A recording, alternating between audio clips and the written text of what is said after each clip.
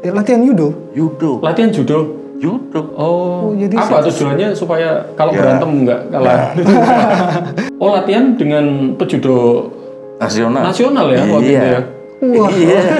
Ada judonya Mas. Tanya anak tim. Itu yang membuat nggak heran lah, kan tendangannya atraktif dan lain sebagainya, dan kuda-kudanya juga bagus. Mungkin kalau sekarang latihan apa klub-klub ini? Ya, MMA mungkin ya.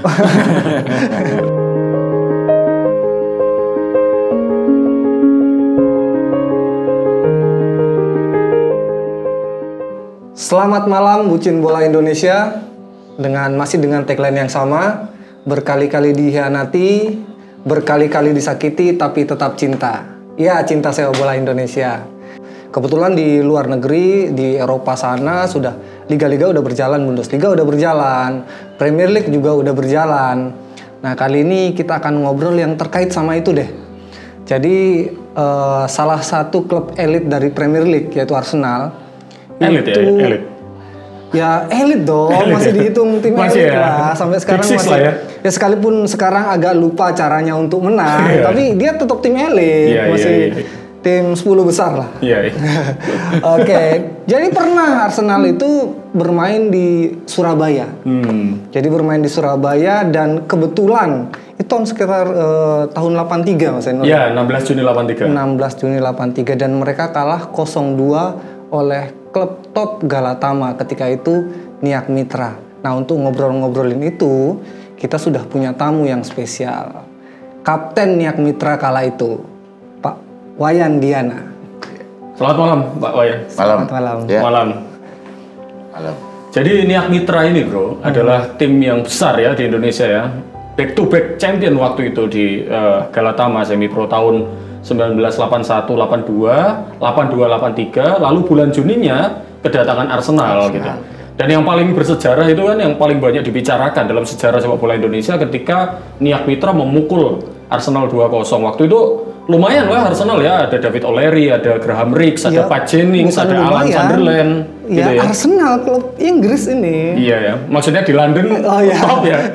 Waktu itu ya, yang lebih luar biasa lagi adalah Arsenal kan menjalani 3 partai persahabatan di Indonesia ya. Lawan PSMS itu mereka menang gitu ya, menang 2-0. Lalu lawan PSSI Selection juga membantai PSSI Selection 5-0. Lawan Niak kalah 2-0. Tetapi gini, Pak Wayan, sebelum kita ngobrol, pelatih Arsenal waktu itu Terry Neal ngomong bahwa kita itu kalah karena cuaca panas Surabaya dan kita kelelahan. Bener nggak seperti itu, Pak Wayan? Ya memang benar. Itu memang situasinya seperti itu. Panas, musim panas lah. Iya. Nah, jadi terpaksa dimainkan. Ternyata mereka kalah. Karena kan kebanyakan minum mereka. Iya. Memang, tapi secara permainan gimana waktu itu? Secara permainan memang kalah atau ada strategi khusus nggak dari Niak? Ya kalau strateginya itu yang pertama tadi saya katakan mainnya agak siang memang.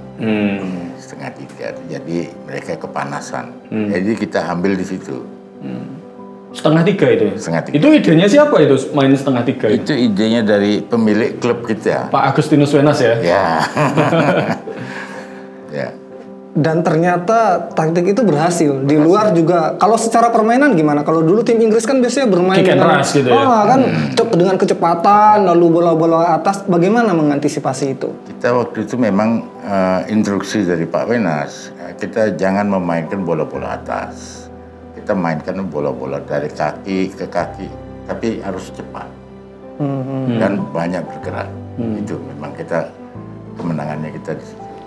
Artinya kalau ya panas itu adalah salah satu faktor, tapi faktor lainnya kan kalau tidak diimbangi oleh kekuatan permainan juga tidak akan bisa mengalahkan sekelas Arsenal gitu ya. Dari skill ya.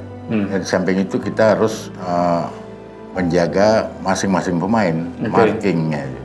Jangan sampai memberikan kebebasan mereka untuk bergerak atau menguasai bola. Jadi begitu dia mau terima bola kita sudah harus marking di situ. Jadi dia kesulitan. Kita kan nggak banyak tuh ngelihat video karena mungkin nggak ada, saya belum pernah ngelihat videonya ya. Iya, nggak ada. Hanya foto-foto. Yang salah satu foto yang paling epic legendaris dan legendaris ketika lagi salaman itu. David O'Leary ya. Kapten. Nah ini pemirsa harus tahu kalau teman-teman lihat foto ketika Arsenal lawan Niak Mitra yang salaman. Nah, ini dengan David O'Leary. Dengan David O'Leary ini Pak Wayan Diana. Dulu gondrong terus kumisnya tebel, serem banget ya. Serem, itu sengaja memang sebagai pemain belakang menciptakan kesan seram itu. Ya kita memang itu. Ya nggak sengaja sih. Memang kita ya stylenya gitu stylenya seperti itu. Kita rata-rata dulu pemain Niak tuh ya rambutnya agak panjang. Tapi kan ditakuti itu berarti ya? Iya. Sama pemain. Kalau stylenya garang seperti itu. Iya. Lalu ketika itu kan yang nyetak gol Fandi Ahmad dan Joko Malis. Nah, soal Fandi Ahmad ini, sebagus apakah sih permainan Fandi Ahmad? Karena kita sampai generasi saya atau generasi bawah sering, ada Fandi Ahmad main di. Artinya ketika era belum banyak main asing bermain di Indonesia. Sehebat apa sih sebenarnya Fandi Ahmad? Kalau Fandi saya nilai dia permainan sama kita ini sebenarnya sama aja. Cuman dia flamboyan orangnya. Jadi dia menguasai bola, nutup lawan, itu dia istimewanya di situ. Sulit memang diambil. Dia ngelindungi bolanya bagus, kasih survei sama temennya juga bagus, enak gitu. Memang secara skill dahsyat ya waktu itu ya? Kalau skill saya rasa sama aja. Skillnya sama ya? Yang membedakan apa berarti? Ya itu dia cara menguasai bola, ngolah bola itu enak ditonton gitu loh. Kita sendiri teman-teman juga kadang-kadang bicara-bicara Fandi itu enak orangnya mainnya. Orangnya nggak sok gitu loh. Saya nih pemain asing gitu enggak. Jadi dia sama kita. Gampang adaptasi. Adaptasinya gampang sekali. Apalagi Fandi waktu itu ya setelah main di Niak itu ya ketika kita riset gitu kecil-kecilan. Setelah itu main di Groningen. Setelah itu main di Eredivisie di Belanda dan di Groningen dianggap salah satu pemain yang apa ya bisa dikatakan legendaris ya, maksudnya cult ya. Jadi cult hero-nya Groningen itu Fandi Ahmad. Kalau kita ngelihat Fandi datang ke situ kan masih disambut oleh Groningen, maksudnya masih diingat gitu ya. Berarti seberkelas itu dia. Seberkelas itu Niak Mitra ya waktu itu ya. Selama berapa ya? Satu musim ya? Dua musim. Dua musim ya. Jadi musim juara itu ya. Lalu kita perlu ngulas pemain-pemain lain. Ada Joko Malis dan ini selama ini kan kita nggak pernah. Saya sih belum lihat sih berita yang bisa menggambarkan satu skuad secara utuh. Nah, mulai dari kiper waktu itu siapa ya? David Lee. Lalu 3 pemain di belakang. Di belakang itu ada Hamid Asnan, almarhum. Di kirinya ada Tommy.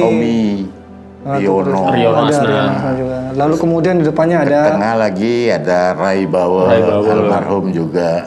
Lalu 3 lagi di tengahnya itu Joko Malis, Rudi Kelces, terus Dula di depan Dula Rahim, Fandi Ahmad, Samsul, Fandi, dan Sunardi. Sunardi Rusdiana. Ya itu ini sih. Apapun ya ini yang dilawan nih Arsenal, bro. Jadi artinya terlepas dari memang dibilang taktiknya itu adalah bermain siang hari, mereka kepanasan, lalu kemudian ya sudah kelelahan. Tapi kenyataannya tim yang sama Arsenal ini bisa mengalahkan PSMS dengan mudah dan PSSI Selection dengan mudah. Tapi bisa dikalahkan oleh Niak Mitra. Apa sih keistimewaan pemain-pemain Niak Mitra sebenarnya? Sebenarnya ya biasa-biasa aja. Mungkin kita punya motivasi untuk menjaga nama lah. Di Surabaya ini kan Niak. Waktu itu zaman itu kan Niak tuh lagi ini ya namanya di Surabaya. Jadi kita harus jaga nama lah. Samping itu lawan kita Arsenal waktu itu mungkin dia sudah kelelahan juga main di ujung pandang sama PSSI. Terus terakhir di sini ketemu Niak lagi. Tambah dihajar kan main siang. Ada persiapan khusus gak waktu itu sebelum melawan Arsenal? Sebenarnya latihannya apa? Latihannya biasa-biasa aja. Ya pagi biasa senam-senam, sore nggak ada khusus, itu nggak ada. Kecuali kita mau kompetisi itu baru. Gitu. Tapi karena sudah terbiasa latihan siang hari, makanya nggak kesulitan ya. Kita kalau mendekati kompetisi resmi itu bisa 3 kali. Latihan. Pagi, siang, sore. Kaki ini rasanya udah berapa kilo.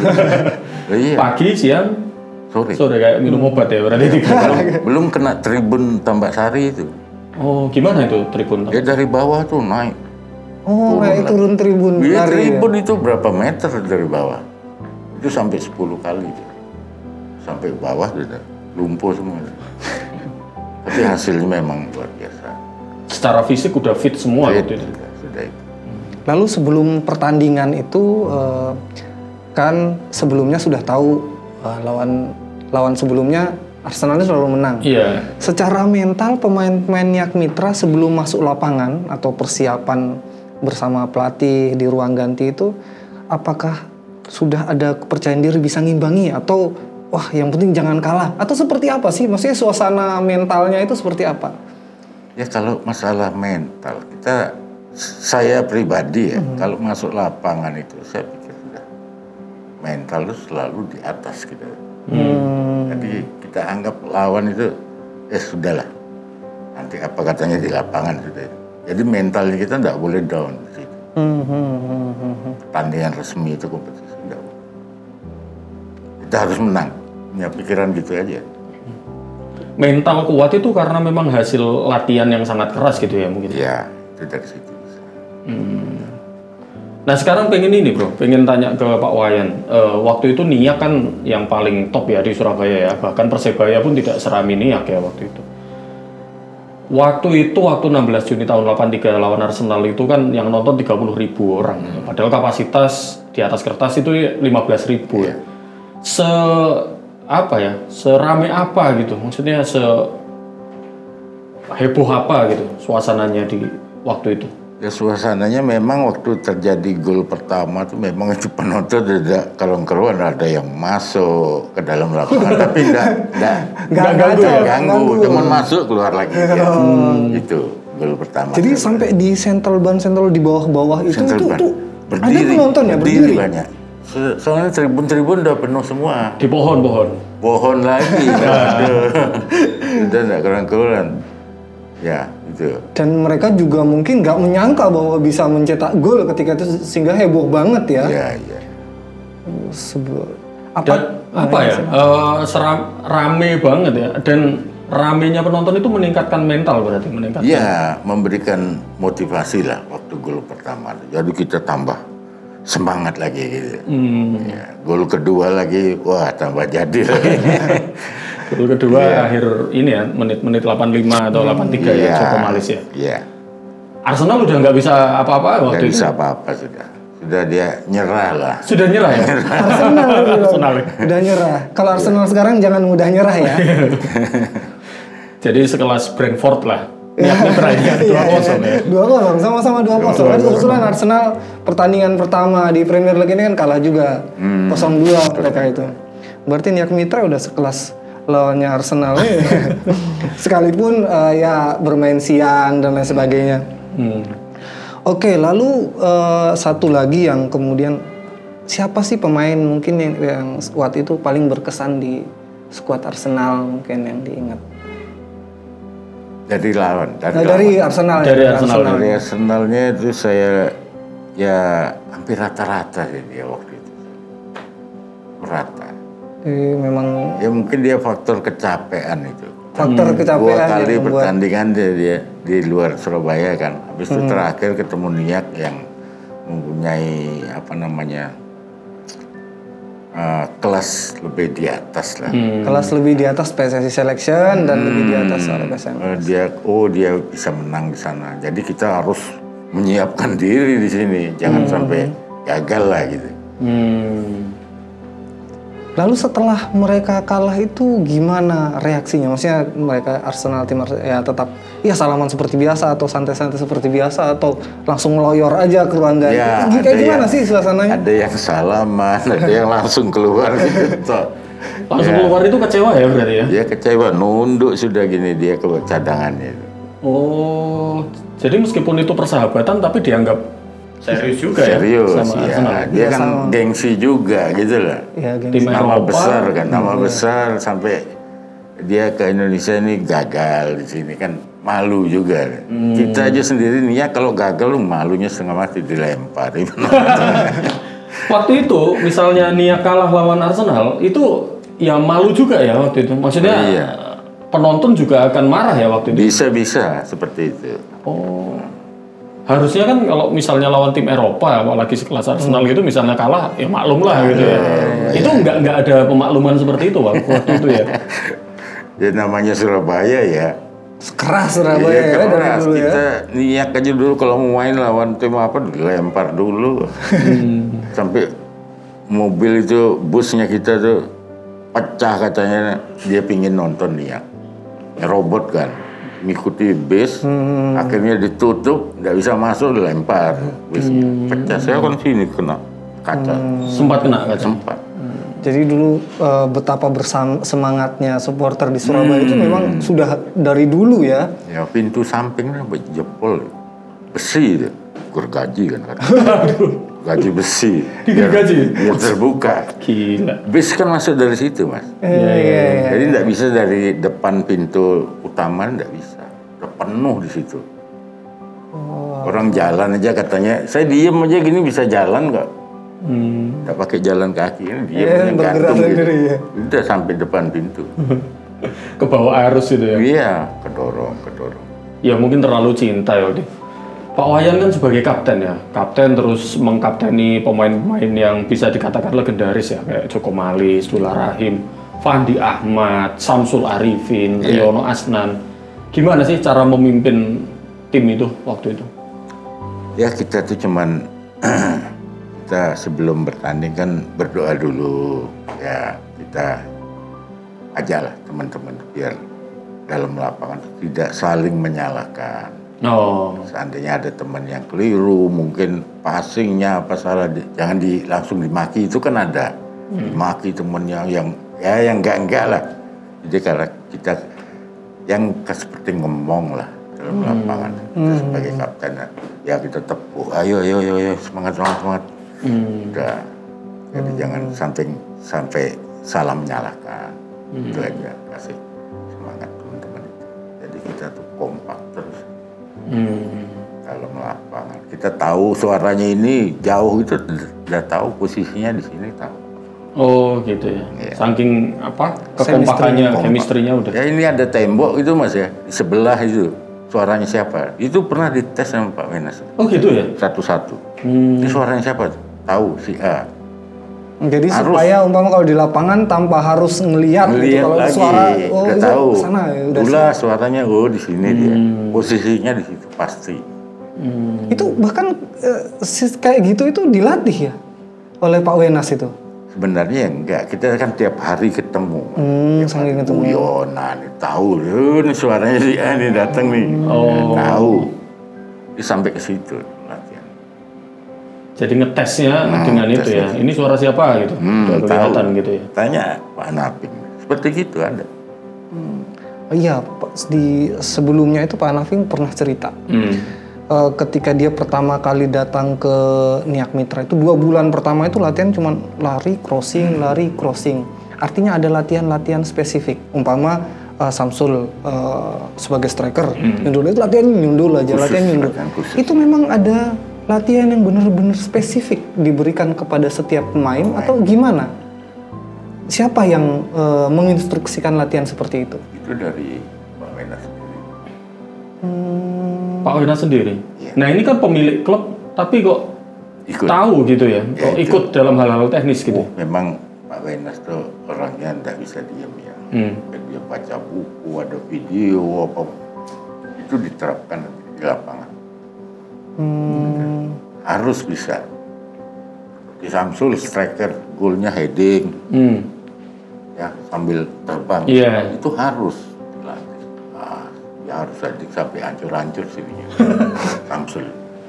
Oh gitu ya. Soalnya Samsul Arifin itu kalau saya mendengar atau membaca itu kan headingnya kan rendah-rendah gitu ya Pak ya. Jadi nggak tinggi tapi rendah menyongsong gitu loh. Sambil seperti terbang gitu. Itu dilatih memang. Itu waktu latihan tuh dia harus berkorban lah.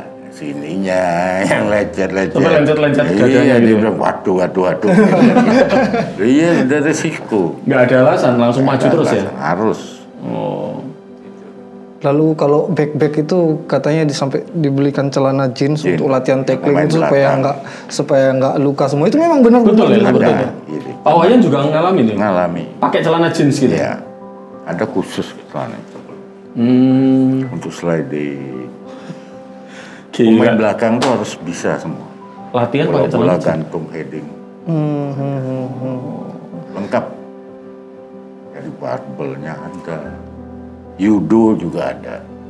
Latihan judo. Judo. Latihan judo?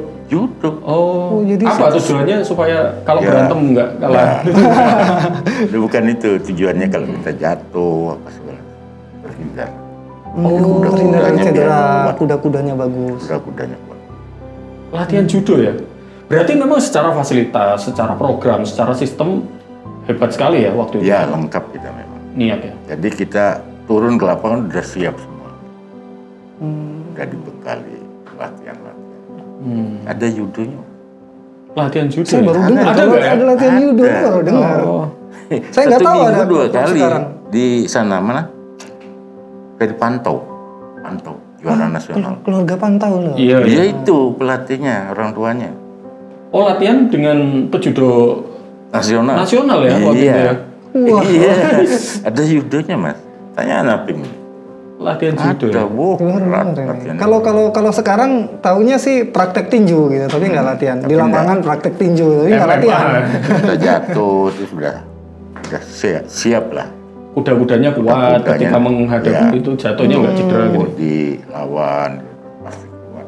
Wah, itu idenya siapa ya latihan judo itu? Pak Wenas juga? Ya mungkin Pak Wenas. Nggak, saya penasaran banget dengan sampai latihan judo. Kalau sekarang kan kita bisa lihat kayak Zlatan ya. Zlatan kan juga latihan bela diri. Apa bela diri Iya, Zlatan saya lupa. judo mungkin ya. Lalu kemudian si Sampai sapu strikernya Bayern, Lewandowski, karena kebetulan istrinya atlet juga, dia juga berlatih bela diri. Itu yang membuat nggak heran lah, kan tendangannya atraktif dan Iya, lain iya, sebagainya. iya. Dan Jadi atletis kuda-kudanya juga bagus. Ya mungkin itu Ya. Jadi udah sejak zaman tahun 80-an itu sudah Itu kan satu pemain. Kalau Lewandowski itu satu tim latihan judo. Satu tim. Satu tim satu latihannya. tim. Iya. Berarti semuanya memiliki dasar-dasar untuk Punya semua. punya bela diri judo Iya. ya. Wah, luar biasa. Itu ini yakin. Jadi nggak heran ya waktu itu sering juara, terus di Aga Khan juga juara di Pakistan, lalu di Indonesia juga juara, nggak ada yang ngalahin. Berarti memang sangat profesional sekali waktu itu ya. Lengkap lah kita. Nah dari semua anggota tim itu ya, selain Fandi Ahmad, siapa yang paling berkesan waktu itu dalam perspektif Pak Wayan? Fandi Ahmad, setelah itu ada David Lee. David Lee ya. Kalau David Lee itu orangnya diam. Dia pendiam dia. Tapi kadang-kadang dia ngumpul, kita ngobrol-ngobrol, dia datang sebentar pergi lagi. Cuman dia ketawa-ketawa. Kalau Fandi membaur, sama siapa aja dia mau. Oh, diajak obrolan-obrolan Ngobrol, pisuan guyon gitu Surabaya itu tahu ya. Mau ya. Kalau Fandi itu cepat sekali. Soal makanan waktu itu dijaga nggak tahun-tahun 80-an itu? Kalau makanan saya rasa gizi itu memang disiapkan di dapur itu. Makanan selalu besok mau main itu, hari ini makanan memang gizi-gizinya bagus. Oh, udah diatur semua sesuai dengan standar Iya, gizi yang iya, baik iya. ya. Lalu ini yang saya penasaran karena kita kan sering dengar bahwa Galatama ini kan ketika itu semi pro, ini adalah salah satu pionir dari kompetisi semi pro di Asia. Yang kemudian salah satunya juga J-League itu yang kemudian berkembang itu juga banyak belajar Dari Galatama. Sebenarnya apa sih kelebihan Galatama dalam perspektif Pak Wayan dengan kayak kompetisi sekarang ini, apa sih bedanya sih? Apa sih yang membedakan sih? Kalau saya pribadi, saya perhatikan kesadaran daripada pemain. Ya, yang sekarang loh ya. Dia sekarang satu tim ini dilatih ke lapangan. Setelah dari lapangan sudah kembali ke mes lagi. Sudah itu aja. Jadi kesadaran untuk menambah menambah ekstra untuk dia pribadi itu kurang. Jadi dianggap cukup aja. Kalau kita dulu zaman saya enggak ada yang mau nambah lagi. Silakan. Itu kesadaran pemain itu sendiri. Tapi bisa jadi karena kalau sekarang ya, karena tim A umpama atau mau Persebaya umpamanya. Persebaya kan mesnya di apartemen tertentu, lalu tempat latihannya umpama di Sidoarjo, sehingga mereka kan berangkat pakai bus, juga pulang juga berbarengan pakai bus, sehingga mereka mungkin nggak punya kesempatan itu. Dulu apakah punya mes sendiri, punya lapangan sendiri, sehingga memang lebih mudah kan kalau itu? Apakah ada dulu?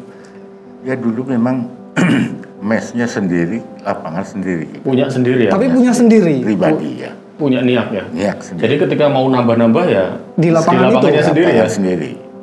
Itu jelas Jadi di mes kita Dr. Stomo dulu juga ada lapangan di dalam itu, kecil tapi itu untuk nambah ekstra. Ada temboknya, seperti sekarang ada seperti lapangan futsal itu ada di situ dalam. gitu. Jadi di situ teman-teman latihan apa 42 macam-macam. Artinya secara infrastruktur semua udah lengkap semua ya? Lengkap. Niat ya? Ya. Kalau sekarang aja kita bilang berapa klub di Indonesia sekarang yang punya lapangan latihan sendiri, selain Training Bayangkara ground FC ya. Kalau Bayangkara FC punya tuh. Punya sendiri. Selain itu kayaknya semuanya nyewa sih. Ya. Itu berarti luar biasa ya. Fokusnya waktu itu memang bola terus ya, waktu era 80-an ya. Maksudnya Pak Wayan udah nggak kemana-mana gitu, fokusnya main sepak bola terus Main gitu. sepak bola. Nggak fokus apa-apa gitu ya.